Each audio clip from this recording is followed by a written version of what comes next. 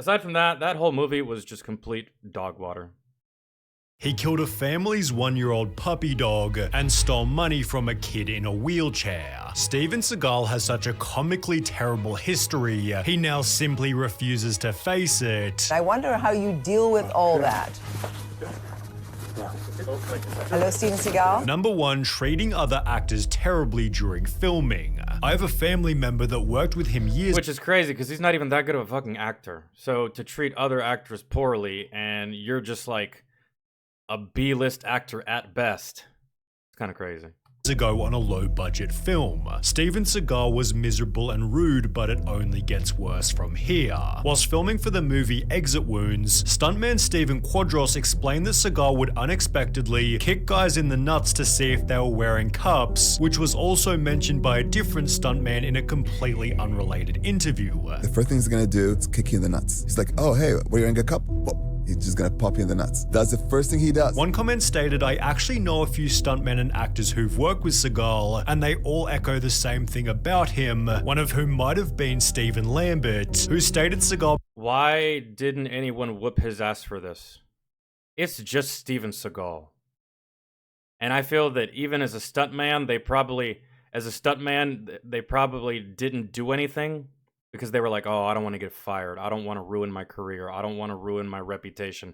I don't want other actors and other directors and other producers to see this and then never hire me again. But in my head, I'm thinking, it's just Steven Seagal.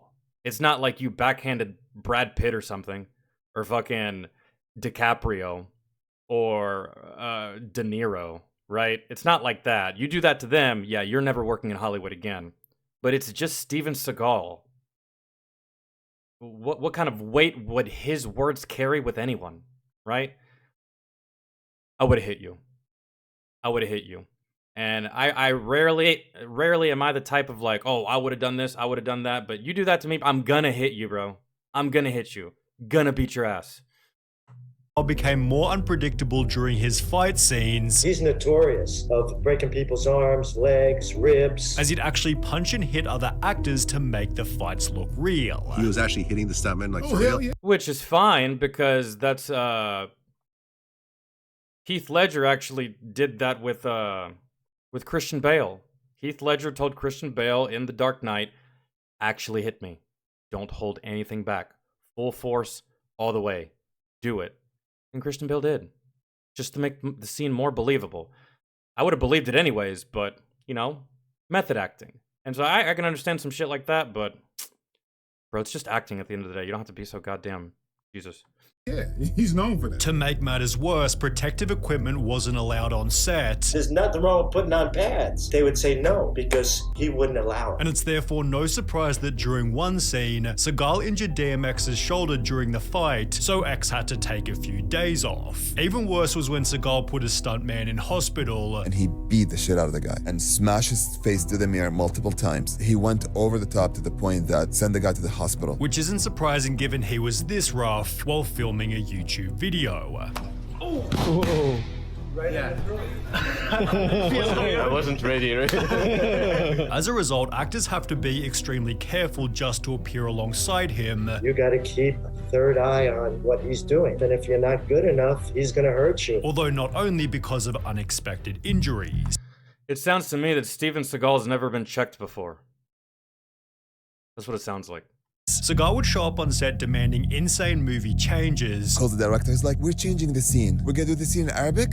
He's gonna teach me. And he's like, put this camera here, put this camera here. And I was like, everybody's like, what? While Stephen Tobolowsky told a funny story where Seagal randomly stopped acting on set due to an unexpected crisis. Steven Seagal has had a spiritual awakening. He decided that he doesn't want to kill people anymore in movies. And Steven says, I think it's just bad that we keep putting this violence into the world. This resulted in a $14 million lawsuit claiming that Seagal not only regularly showed up late and left early, but also made regular unauthorized changes to the script and dialogue, which could result in the loss of millions of dollars because parts of the film's plot that were promised now cannot be delivered to the film buyers. Seagal was sued for another $60 million after repeating his actions on 4 other sets, justifying his lack of effort with the worst excuse you'll ever hear. Seagal backed out because his Buddhist guru known as Mukara said the films would create bad karma, perhaps because Seagal's also been exposed for exaggerating his skills as a fighter. Steven Seagal is in fact a black belt martial artist. However, his martial art of choice, Aikido, has been heavily criticized for being one of those mostly impractical martial arts that has extremely limited application in real life scenarios. He is a legitimate Aikido black belt, but the martial art is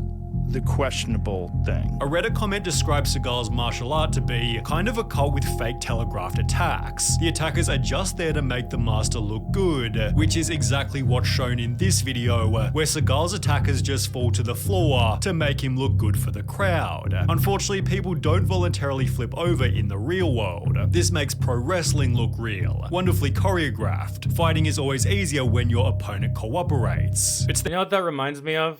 This little segment right here, what he's talking about. It reminds me of Vin Diesel. It reminds me of Vin Diesel. Not Vin Diesel as a person or how he behaves off camera, even though I have seen videos of just Vin Diesel being a fucking cringe lord. But it reminds me of Vin Diesel. Vin Diesel's contract for the Fast and the Furious movies states that he cannot lose under any circumstance. He cannot die. He cannot lose a fight. He cannot get embarrassed. He cannot... no one can be over him, man. Nobody. That's why the Fast and the Furious movies always seem like there's just no stakes. You ever notice how Vin Diesel's always winning? Always. He never loses. He never wrecks. He never gets injured. He fucking flies across he jumps out of a car, flies across a bridge, lands on another car whilst catching a female mid-air, lands across the bridge, and his white t-shirt tank top isn't even dirty. Man, that's kind of what it reminds me of. Like, just this weird little fucking ego thing. Like, I can't lose. I can't look bad. I can't be seen as lesser than, right? It's like, ugh. Therefore, no surprise Seagal has no professional fighting record. Who in MMA does Aikido? So-and-so coming in the cage is a world champion with a background in Aikido. Damn, getting shit on by Ronda Rousey, too. Never heard that once. Have you ever heard that once? It's for a reason. But he did claim that he'd taught... It is Ronda, right? Anderson Silva how to do a highly specialized move, the leg kick. I started teaching him kicks that I thought he could really hurt people with, and at that point I knew he was going to start to really make these kicks, work. He created the front kick. Tracy, what's up? How are you?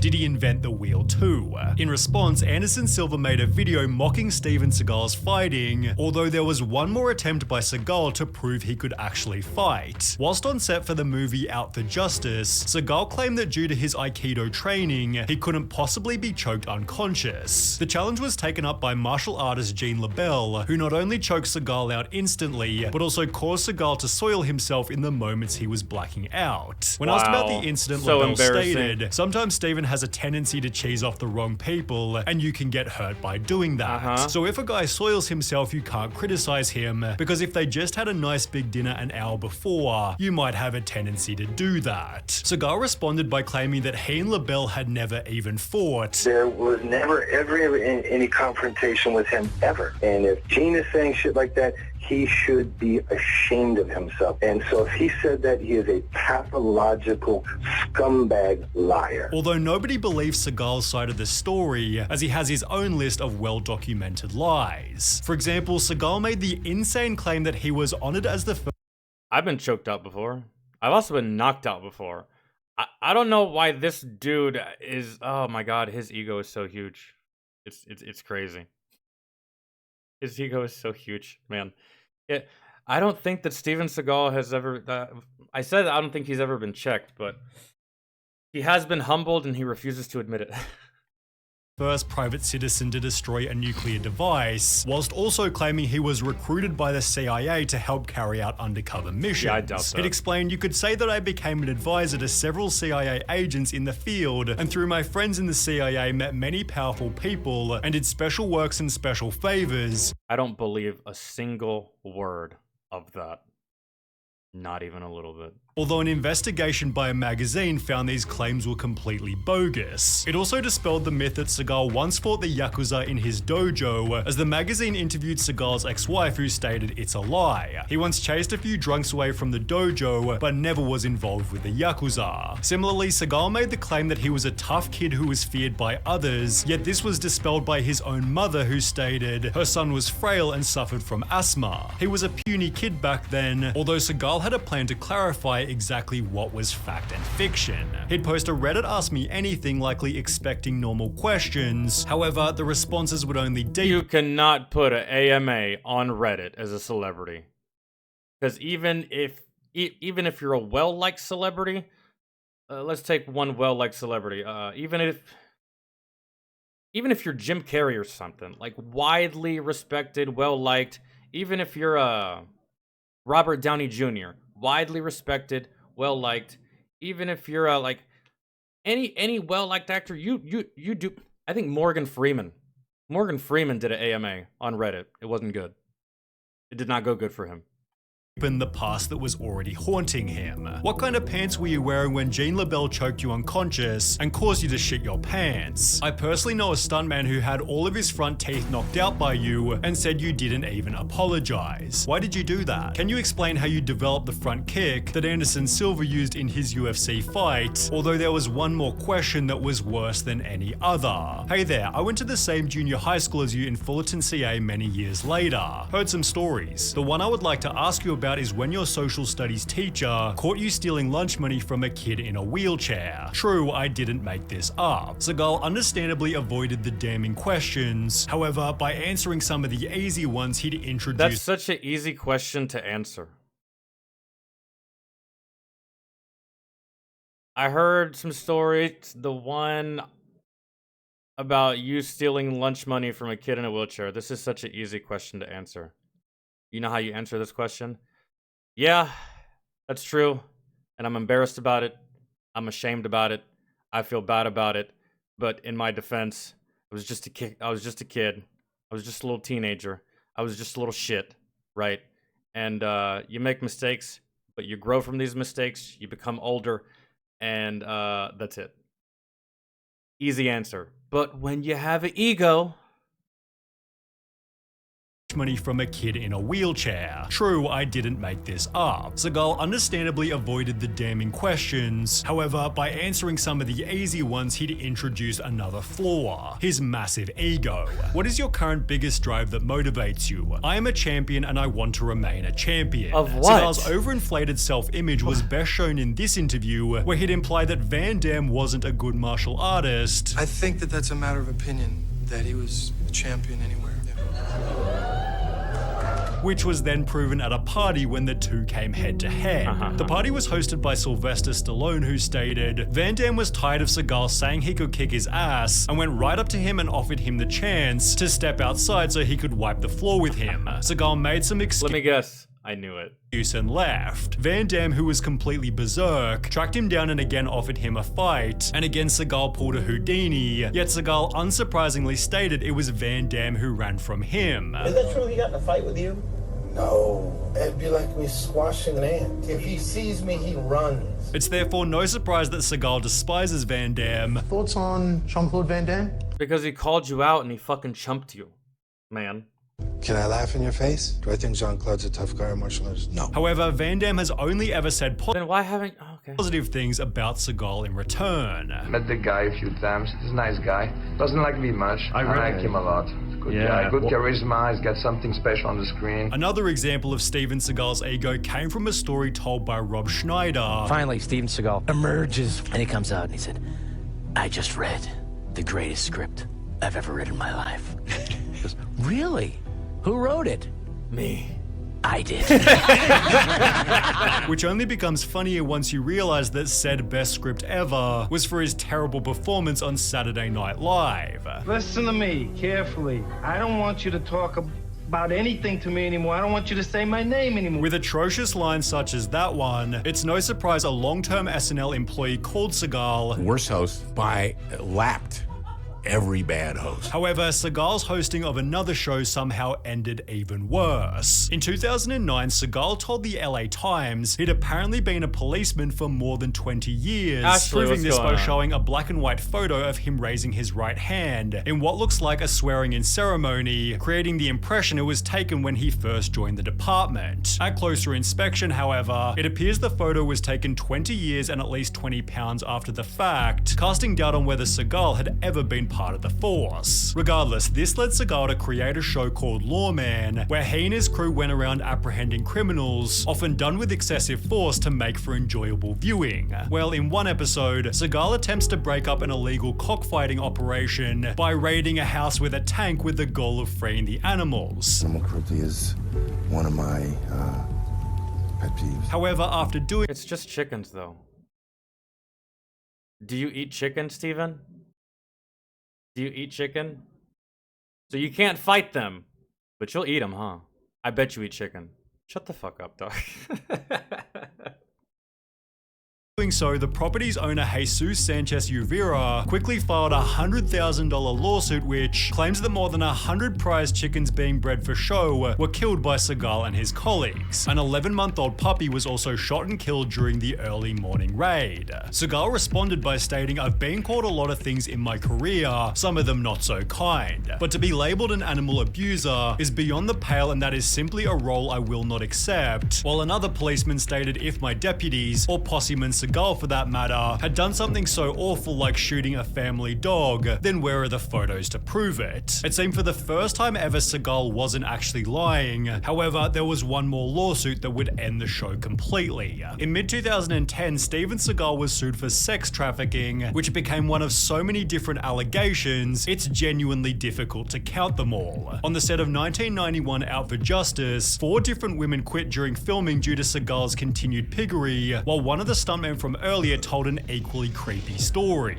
There's this girl sitting in a tub. She's wearing bikini, and they had to convince her that she has to come out of the tub naked. The only thing that might rival his terrible track record with women is his track record with low-rated movies, none of which receiving more than 50% on Rotten Tomatoes, or more than 5 out of 10 on IMDb. And with no new movies in the last 5 years, Seagal has opted for a modern method of generating extra income: crypto scams. That's right, ladies and gentlemen, Steven Seagal scammed people with crypto. From Team Seagal, Steven has just become the worldwide ambassador for the Bitcoin second generation cryptocurrency. This dude self-proclaims a lot. And I'm not going to give him shit about speaking in the third person here because this was probably done by one of his employees, maybe a publicist or something, but he self-proclaims a lot, bro. Like, a lot. Like, who the fuck made you the worldwide ambassador? Who the fuck are you?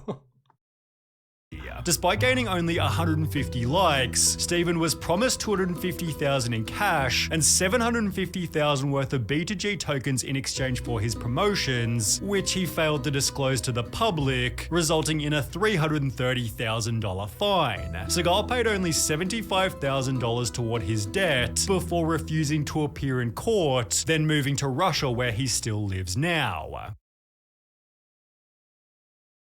There's probably, I'm pretty sure that, this was a 12-minute video. I'm pretty sure that Sunny V2, I'm almost certain that this isn't everything when it comes to Steven Seagal. I'm pretty sure that Sunny V2 didn't even scratch the surface of Steven Seagal's story and his behaviors and his actions over the years. I kind of feel like this video is a drop in the bucket of everything about him, but could be wrong. I'm almost pretty sure that's not it. But Sonny doesn't make videos longer than 20 fucking minutes, so maybe he does. It's rare. Let's read some of the comments real quick. Just, by taking himself so damn seriously all the time, he's turned into a meme. Now no one takes him seriously. That's it. And I think this dude needs to remember that he's an actor, man. You're not actually a badass. You pretend to be a badass. Conor McGregor is an actual badass, right? Mike Tyson was an actual badass. There's plenty of badasses that I can reference, but you just pretend to be one. You are not actually one. It reminds me of the movie This Is the End. He's like, Seth Rogen. He's like, we're just a whole bunch of fucking pussies. We just pretend to be brave. We pretend to be cool. We pretend to have courage. No, we're not like that at all. Like, that's what it is, bro. You're not actually what you say. You're just pretending to be that way. And somewhere along the line, reality and just nonsense lies kind of just like blurred, really, for him. Here's a prime example of Seagal's stupidity. Sylvester Stallone witnessed a confrontation between Van Damme and Seagal, which Seagal brags about being a black belter in Aikido, to the point of mocking other actors practicing martial arts, including Van Damme. Van Damme confronts Seagal, but then Seagal runs for his life. And who do you think's lying? Seagal or Van Damme? Who do you think's lying? The guy that's talking mad fucking shit, yet there's no proof of you even wanting to fight him. There's no proof of you confronting him. But there's eyewitness account of Van Damme confronting you, and Van Damme has nothing bad to say about you. I believe Van Damme, because Van Damme has nothing to prove to anyone or to you, yet you have everything to prove, which is why you get so angry when people ask you about it, which is why you talk shit about him, because that's your only defense mechanism against the criticism. So, I'm believing Van Damme. He confronted you, and you ran like a bitch. Really. You're a chihuahua that talked shit to a fucking pit bull, and the pit bull got loud with you, and you ran away with your tail tucked between your legs, screaming and squealing like every chihuahua does. Every chihuahua thinks that they're this fucking big, but they're not. And then when they actually get confronted by someone who's actually another dog who's actually this fucking big, they actually come to realize that they're actually this big, and it scares them. Oh shit, I'm not as tough as I thought. Oh shit, I'm not as badass as I thought. Oh shit, I'm not as capable as I thought. You can talk about it all day, but sometimes you gotta put up or shut up. And you had the chance to put up, and yeah, that's it. Ran for the hills. But that's Hollywood for you for the most part, man. Most of these people, they think their shit don't stink. And they think that just because they have a little bit of fame, a little bit of celebrity, a little bit of notoriety, that they can just blatantly fucking lie and no one will question them. Oh, well, he's rich and famous. He must be telling the truth. No. That's brain dead logic.